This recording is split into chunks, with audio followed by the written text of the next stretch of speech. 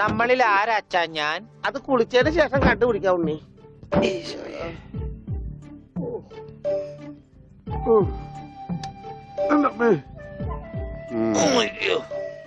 ഷർട്ടയില് മുട്ടല്ലേ?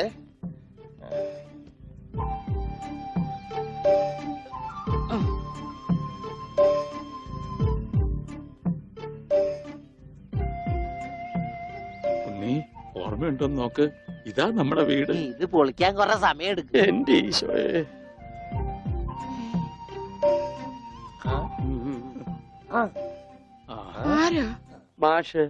മാഷ് നാഗപട്ടണം പോയിരിക്ക.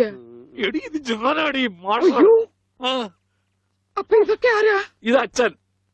ഇത് ഭാസ്കരൻ, ഗുണ്ട ഭാസ്കരൻ. ഓ എനിക്കങ്ങനെയൊന്നുമില്ല. അപ്പൊ ഇതാരാ?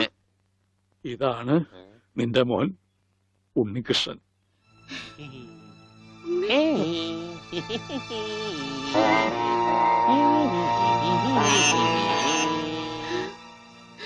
എന്റെ മോനെ.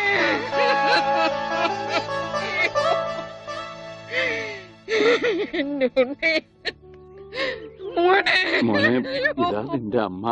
അമ്മ അയ്യോ എന്താ ഇത്? ദേവികമ്മേ, ഉണ്ണിക്ക് ലേശം സുഖമില്ലായ്മ ഉണ്ട്. അയ്യോ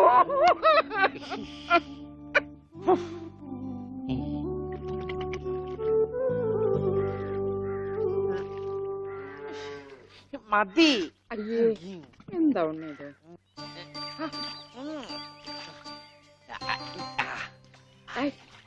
ഒരു തെറിപ്പിക്കല്ലേ. ഒന്ന് അടങ്ങിയിരിക്കേ.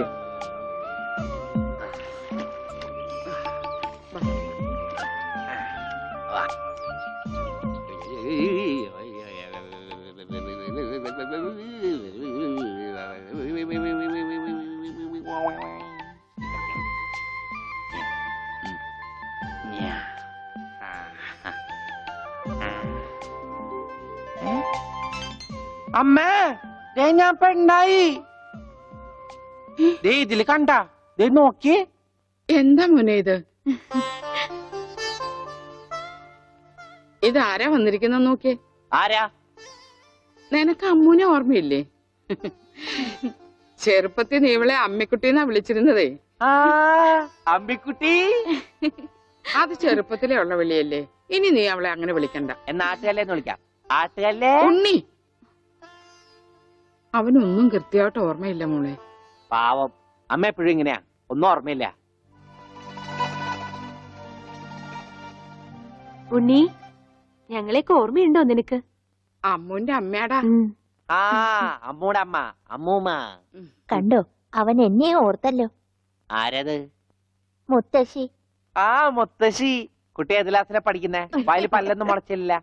ഞാൻ പറയാറില്ലേ, എന്റെ ചർമ്മം കണ്ട പ്രായം തോന്നില്ലാന്ന്. പട്ടണ മോനെ, പണിക്കരമാവിനെ കുറിച്ച് എന്തെങ്കിലും വിവരമുണ്ടോ? എന്റെ അച്ഛനിപ്പോ എവിടെ ഉണ്ടെന്ന് അറിയാം ഉണ്ണേട്ടന്? ഞാൻ കാഞ്ഞങ്ങാട് SI ആയിരുന്നപ്പോ ഇയാള് കോത്താഴത്ത് കോൺസ്റ്റബിൾ ആയപ്പോ ഞാൻ കാഞ്ഞങ്ങാട് SI. ഇയാൾക്ക് എന്താ തലയ്ക്ക് വട്ടുണ്ടാ? ഉണ്ടോ? നിക്കണ അയാള് കണ്ടാ കണ്ടാ കണ്ടാടി.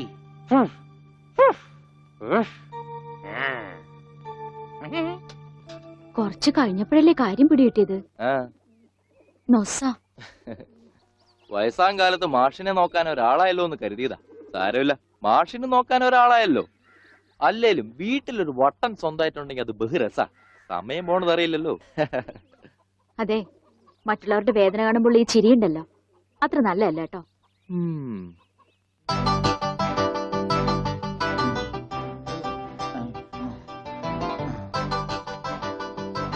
എങ്ങനെയുണ്ടാ ഞാൻ പാന്റ് എടുത്തിട്ട്? ഓ കൊള്ളാശാനെ. ഈ ബുദ്ധി കല്യാണത്തിന് തോന്നില്ലല്ലോ ഭഗവാനെ. അന്ന് പാന്റ് ഇട്ടിരുന്നെങ്കിൽ ഫസ്റ്റ് നൈറ്റ് മുമ്പ് സസ്പെൻസ് പൊളിവില്ലായിരുന്നു. ഓ ഫസ്റ്റ് നൈറ്റിന് എന്ത് പറ്റി? അത് ഞാനൊരു ഇരട്ട വരയിട്ട ബുക്കിൽ എഴുതി തരാം. സൗകര്യം പോലെ ഇരുന്ന് വായിച്ചോ. തുന്നടാ, സസ്പെൻസ് അറിയാൻ നടക്കും.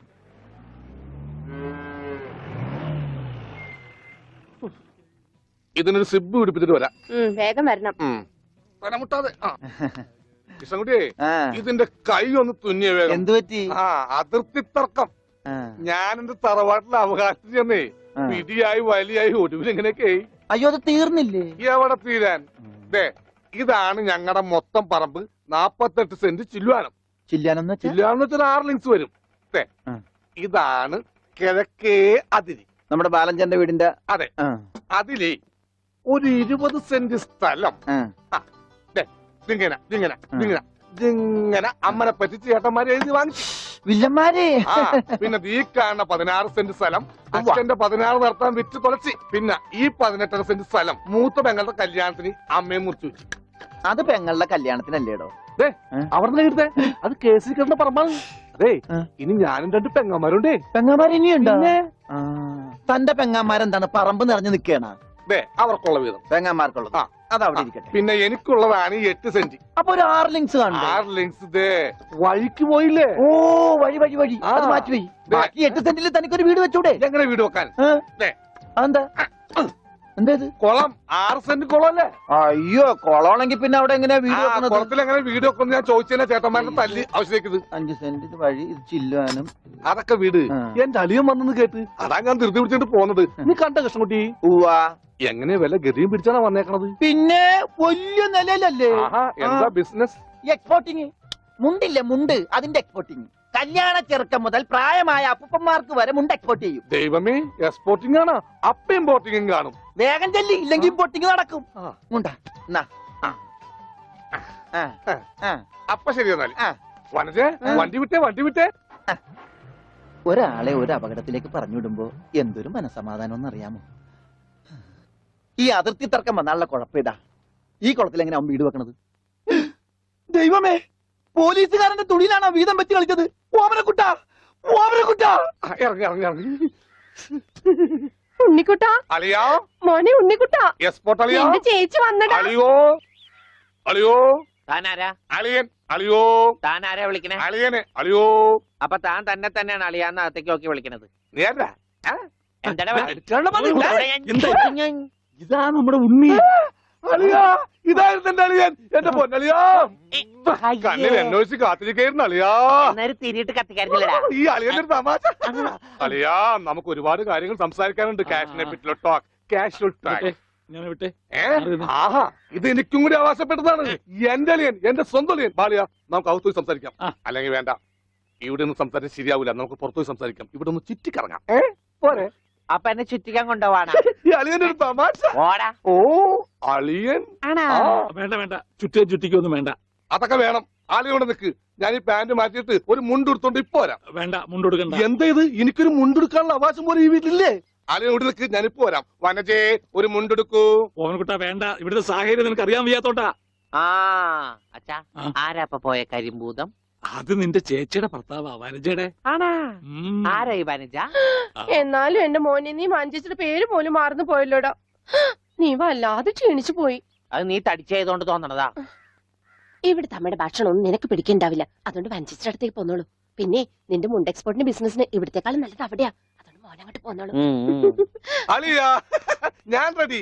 നമുക്ക് പോവാം. ഓമനക്കുട്ടാ, നീ ഇത് എന്ത് ഭാവിച്ച? ഞങ്ങൾ അളിയനും ഒന്ന് കറങ്ങാൻ പോകുന്നു. തൽക്കാലം മാത്രം മനസ്സിലാക്കാൻ മതി. അളിയ, നമുക്ക് ഇറങ്ങാം. ഈ കറങ്ങലല്ല, നമുക്ക് അവിടെയൊക്കെ പോയി ചുറ്റിക്കറങ്ങണ്ടേ?